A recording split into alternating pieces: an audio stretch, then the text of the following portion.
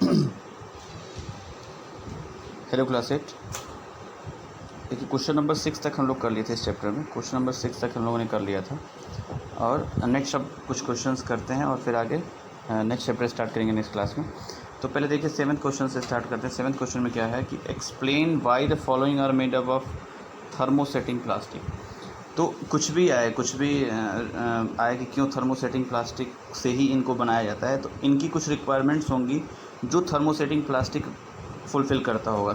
और वो रिक्वायरमेंट क्या होंगी, जो थर्मोसेटिंग प्लास्टिक की जो प्रॉपर्टीज़ होंगी वही इनकी रिक्वायरमेंट्स होती हैं जो इसको सेटिस्फाई करती हैं, और इसी वजह से थर्मोसेटिंग प्लास्टिक से इनको बनाया जाता है। या कोई भी वस्तुएं दो दी गई होंगी आपको, जैसे फॉर एग्जांपल ये सेशन प्लेट है, electric plugs, switches and plug boards हैं। तो देखिए थर्मोसेटिंग प्लास्टिक का बहुत ही कुछ जो कॉमन जो सबसे प्रॉपर्टी जो सेटिस्फाई करती है इन दोनों के रिक्वायरमेंट में, जैसे बहुत ही poor conductor of heat and electricity होते हैं। तो जो ये प्रॉपर्टी हो गई, कुछ और स्ट्रांग होते हैं। ये कुछ प्रॉपर्टीज़ जो हैं उसकी, जो थर्मोसेटिंग प्लास्टिक की प्रॉपर्टीज़ जो मैंने आपको बताया था, that's why they are made up of this, है ना। ये जो बने हुए हैं वो उन्हीं प्रॉपर्टीज़ की वजह से बने हुए हैं, और इनकी रिक्वायरमेंट ही होती है वो प्रॉपर्टी होना, तभी ये जो है सेटिस्फाई और अच्छे से स्टेबल होंगी ये दोनों चीज़ें। या जो भी आपसे क्वेश्चन पूछा जाए, तो इस तरह के कोई भी क्वेश्चन आपसे पूछा जाए कि वाई दीज कंपाउंड्स या why these things are made up of any, मतलब थर्मोसेटिंग प्लास्टिक ही नहीं, अगर थर्मोप्लास्टिक बोल रहा है तो अगर इसका इस जगह थर्मोप्लास्टिक पूछता तो ये ऑब्जेक्ट भी कुछ यहाँ कुछ और होता और यहाँ कुछ और होता। तो उसकी जो थर्मोसेटिंग प्लास्टिक की जो प्रॉपर्टी होती है या थर्मोप्लास्टिक की जो प्रॉपर्टी होता है वही लिखेंगे हम। यही रीज़न है, और वो प्रॉपर्टी इन चीज़ों को नुकसान होने या किसी और चीज़ से बचने के लिए हेल्प करते हैं। That's why they are made up of thermosetting plastic, ठीक है ना। जैसे फॉर एग्जांपल सेकंड वाला एग्जांपल देखिए आप, इलेक्ट्रिक बल्ब और स्विचेस और प्लग बोर्ड अगर है, अगर हीट और इलेक्ट्रिसिटी को पुअर कंडक्टर होगा, ये तो हेल्प करेगा इसको स्टेबल करने पे। जैसे मान लो स्विचेस हम जो घर में यूज़ करते हैं, उसमें पहले इलेक्ट्रिसिटी का अगर पुअर कंडक्टर होगा तो उसमें इस वजह से करंट नहीं आएगी, इस वजह से इसका यूज़ करते हैं थर्मोसेटिंग प्लास्टिक का। हीट का भी अगर पुअर कंडक्टर है तो यानी कि ये जल्दी से गर्म नहीं होगा, और मान लो कहीं से हीट अगर उसके पास आती है, तो मतलब कई रीज़न हो गए थर्मोसेटिंग प्लास्टिक से इसको बनाने का। तो सेम रीज़न यहाँ भी निकल के आएगा, ठीक है ना। हाँ 8 क्वेश्चन, इसमें आपको ये बताना है कि जो कैन नॉट बी रिसाइकिल्ड और जो रिसाइकिल किए जा सकते हैं, ठीक है ना। जो कैन नॉट बी रिसाइकिल्ड कुछ रिसाइकिल किए जा सकते हैं। ये जो इसको आप अपने आप से कैटेगराइज़ करें। अगर नहीं हो पाता है या हो भी पाता तो नेक्स्ट क्लास में मैं इसको कैटेगराइज़ करके बता दूंगा, क्योंकि 2 क्वेश्चन लास्ट के मैं और छोड़ूंगा, इसमें लास्ट के 2 क्वेश्चन और छोड़ूंगा, और नेक्स्ट जो वीडियो बनाएंगे उसमें हम ये। हाँ तो भाई इस क्वेश्चन को, सबसे ये 8 वाला क्वेश्चन जो है, इसको आप लोग कैटेगराइज़ करके मुझे भेजिए। नहीं भेज पाएंगे तो मैं नेक्स्ट क्लास में डिस्कस ही करूँगा। तो ये क्वेश्चन 8वां, और जो सबसे इसमें लास्ट है 15 और 16 शायद है, या 14 और 15 है, वो नेक्स्ट क्लास में ये 3 क्वेश्चन डिस्कस करने के बाद उसी वाले वीडियो में, जिसमें जो हम नेक्स्ट चैप्टर स्टार्ट करेंगे उसमें पहले 2-3 मिनट 4 मिनट में ये तीनों क्वेश्चन डिस्कस करने के बाद फिर उस वीडियो में आगे चैप्टर डिस्कस हम करेंगे, ठीक है ना। तो ये आप एक बार ट्राई करें कि क्या रिसाइकिल का मतलब तो आप समझते ही होंगे, जिनको यूज़ करने के बाद फिर से रिसाइकिल करके फिर से केबल हम बना सकें, ठीक है ना। तो वो रिसाइकिल्ड उसमें आता है, ठीक है। तो ये चीज़ें आप ज़रा सा इस पर थोड़ा सा मेहनत करिए आप, और फिर नेक्स्ट क्लास में हम डिस्कस करेंगे। 9th वन देखें। Rana wants to buy shirt for summer, गर्मियों के लिए उसे शर्ट खरीदनी है। Should be he buy cotton shirt और shirt made from synthetic material. Advise Rana giving your reason. सीधा रीज़न है जो मैंने बताया था कि तो जो कॉटन क्लोथ्स होते हैं वो एब्जॉर्ब करते हैं, मतलब जो हमारा जो पसीना होता है उसको एब्जॉर्ब करके और इवेपोरेशन में हेल्प करते हैं, जिस वजह से बॉडी में से पसीना जो है रिमूव होता है और कूलिंग इफ़ेक्ट आता है, ठीक है ना। तो इवेपोरेशन में जब भी हेल्प करेगा, कॉटन के कपड़े हेल्प करते हैं, तो इवेपोरेशन में वो इवेपोरेशन को मतलब सपोर्ट करते हैं, और इस वजह से कॉटन वाले कपड़े, ये हमने डिस्कस कर रखा, कॉटन वाले कपड़े पहनना हमारे लिए ज़्यादा सही है, ठीक है ना। गर्मियों में देखो यहाँ लिख रखा है फॉर समर, ठीक है ना। 10वां क्वेश्चन देखते हैं। Giving examples to show that plastics are non corrosive in nature.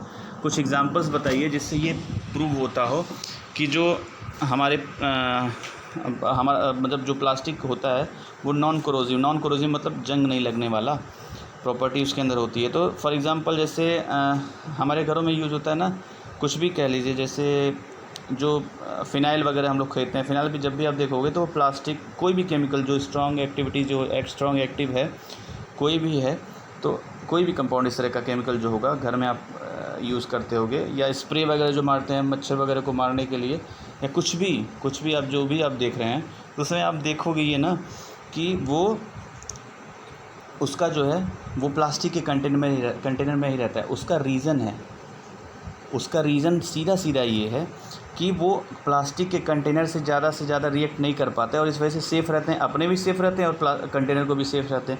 अगर हम किसी मेटल के कंटेनर में इसको रखने लगे तो काफ़ी ज़्यादा समस्याएं होने लगती हैं, और समस्याएं होने का सीधा मतलब है कि कोरोड कर देंगे, मतलब जिसमें रखा जाएगा उसको कोरोड करेंगे, उसको नुकसान पहुँचाएंगे। दैट्स वाई हम लोग उसको किस में रखते हैं, प्लास्टिक के कंटेनर में रखा जाता है। ठीक है ना बेटा, ये 10वां क्वेश्चन हो गया। 11वां क्वेश्चन देखते हैं। Should the handle of Bristol of A toothbrush should the handle and bristles of the toothbrush be made of the same material, explain your answer. नहीं बनाएंगे, क्यों? कहीं रिक्वायरमेंट कुछ होती, कहीं सॉफ्टनेस चाहिए होती, ब्रिस्टल में हमें सॉफ्टनेस चाहिए और हैंडल्स में मतलब हार्डनेस चाहिए। तो मतलब यहाँ कहने का मतलब, इस क्वेश्चन का मतलब ये था कि प्लास्टिक अलग अलग जगहों पे हम यूज़ करेंगे। जैसे टूथब्रश का ही है तो उसमें दो तरह का प्लास्टिक यूज़ होगा जहाँ जैसे रिक्वायरमेंट होगी। ब्रिस्टल्स के केस में सॉफ्ट प्लास्टिक जो जिसका सॉफ्टनेस जिसमें होगी वो यूज़ करेंगे, और हैंडल में जहाँ हार्डनेस होगी क्योंकि उसको स्ट्रॉन्ग बनाना है ना, तो अलग अलग प्लास्टिक यूज़ करेंगे। ठीक है ना।